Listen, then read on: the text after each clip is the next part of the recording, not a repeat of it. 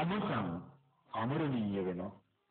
රාජනීතං උතුම් ප්‍රණීත භාවයේ ඒ ධර්මයේ තියෙනවා.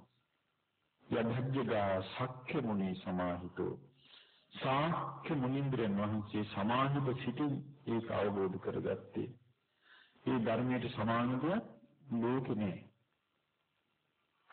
එහෙනම් ලෝකයේ අසමාන දෙය ආශ්චර්යවත් දෙය විස්මයජනක දෙය තමයි චතුරාර්ය සත්‍ය ධර්මය.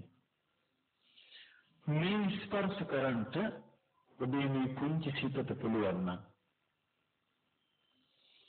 ඒ ධර්මයෙන් කරා යන්න ඔබේ පුංචි ප්‍රඥාවට පුළුවන් නම් ඒ ධර්මයේ කරා යන්න ඔබේ පුංචි වීරියට ඔබේ වීරිය තියෙන දරුවනි පොත බලන්න විතරයි.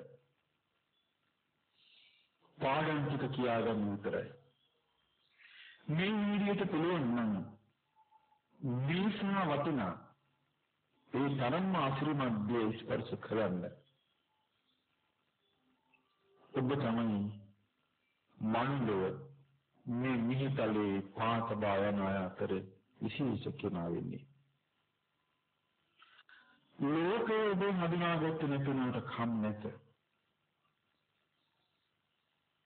ඔබ කොතරම් ශ්‍රේෂ්ඨද යනවද ලෝකයේ හඳුනාගත්ත නැතුවට කම් නැත.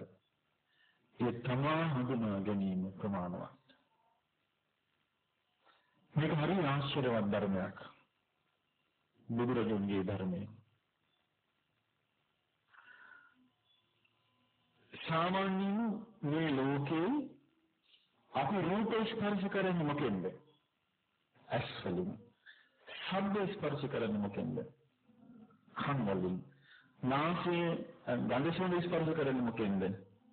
නාසයෙන්. රස ස්පර්ශ කරන්නේ මොකෙන්ද? දිවෙන්. පහස ස්පර්ශ කරන්නේ මොකෙන්ද? බුදුරජාණන්ගේ ධර්ම ස්පර්ශ කරන්නේ මොකෙන්ද? ප්‍රඥාවෙන්.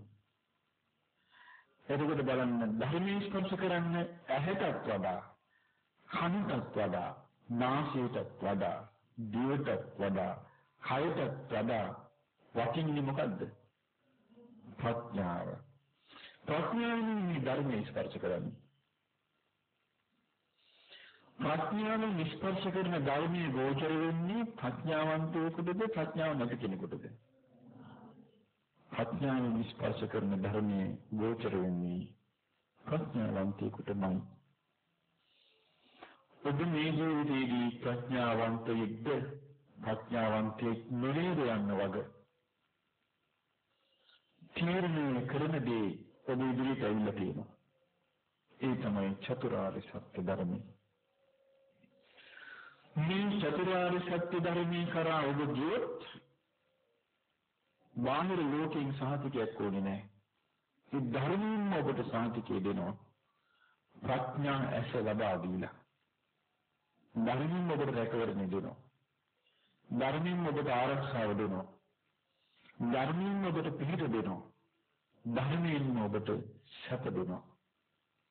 මේ සියලු දේ ලබන්න නම් දරුවනේ ඔබේ ජීවිතයට එකතු වෙන්න ඕනි ඔබේ සංගීතී තිබෙන ප්‍රඥාව. ප්‍රඥාව තිබෙන්නේ කොයි විදිහටද කොයි ආකාරයකද කියලා එකපාරට නෑ. දැන් ඔබ දන්නවා ඇති